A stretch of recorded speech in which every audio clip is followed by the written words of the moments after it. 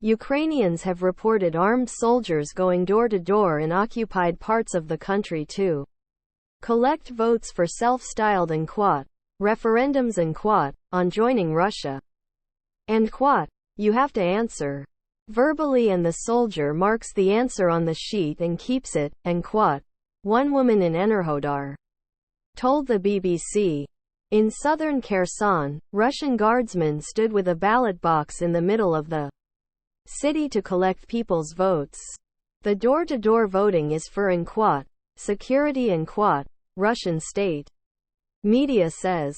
In-person voting will take place exclusively on the 27th of September, TASS reported. On the other days, voting will be organized in communities and in a door-to-door manner. One woman in Melitopol told the BBC that two local collaborators arrived with two Russian soldiers at her parents' flat to give them a ballot to sign. My dad put no to joining Russia, the woman said. My mum stood nearby and asked what would happen for putting no. They said nothing. Mum is now worried that the Russians will persecute them. The woman also said there was one ballot for the entire household, rather than per person. Although the evidence is anecdotal, the presence of armed men conducting the vote contradicts Moscow's insistence that this is a free or fair process.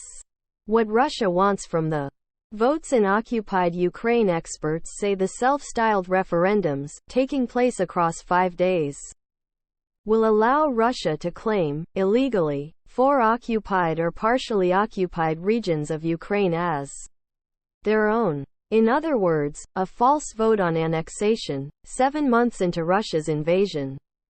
The annexation would not be recognized internationally, but could lead to Russia claiming that its territory is under attack from Western weapons supplied to Ukraine, which could escalate the war further. U.S. President Joe Biden described the referendums as a sham saying they were a false pretext to try to annex parts of Ukraine by force in violation of international law. The United States will never recognize Ukrainian territory as anything other than part of Ukraine, he said. British Foreign Secretary James Cleverly said the UK had evidence that Russian officials had already set targets for invented voter turnouts and approval rates for these sham referenda. Mr. Cleverly said Russia planned to formalize the annexation of the 4 regions, Luhansk, Donetsk, Kherson and Zaporizhia, by the end of the month. A source in Kherson told the BBC there was no public effort to encourage voting, apart from an announcement on the Russian news agency that people can vote at a port building, which had been disused for 10 years. Another woman in Kherson said she saw armed militants outside the building where the votes seemed to be taking place. She pretended to forget her passport, so she didn't have to vote. The woman said all her friends and family were against the referendum. We don't know how our life will be after this referendum, she said. It is very difficult to understand what they want to do. Kyiv says the referendums will change nothing, and its forces will continue to push to liberate all of the territories. Meanwhile, Russian President Vladimir Putin's recent mobilization of at least 300,000 extra troops has caused many Russian men of fighting age to flee. One young Russian man who left St. Petersburg for Kazakhstan to avoid the draft told BBC World Service's outside source program that most of his friends were also on the move. Right now, I feel like it's a total collapse. I know only maybe 1 or 2 folks that don't think about exile right now, he said.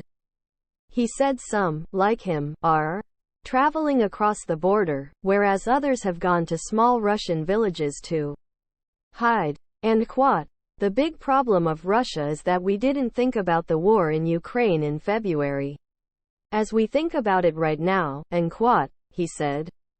Additional reporting by Hannah Chornis and Daria Sipagina in Ukraine line. What is being asked in the referendums in the self-declared unrecognized Luhansk and Donetsk and quote, People's Republics and quote, people are being asked whether they and quote, support their republic's accession to Russia as a federal subject and quote, in Zaporizhia and Kherson, they are being asked if they and quote, favor the region's secession from Ukraine, creation of an independent country and subsequent accession to Russia as a federal subject and quote, in Luhansk and Donetsk. Ballots are printed in Russian only in Zaporizhia and Kherson. The ballot is in Ukrainian and Russian.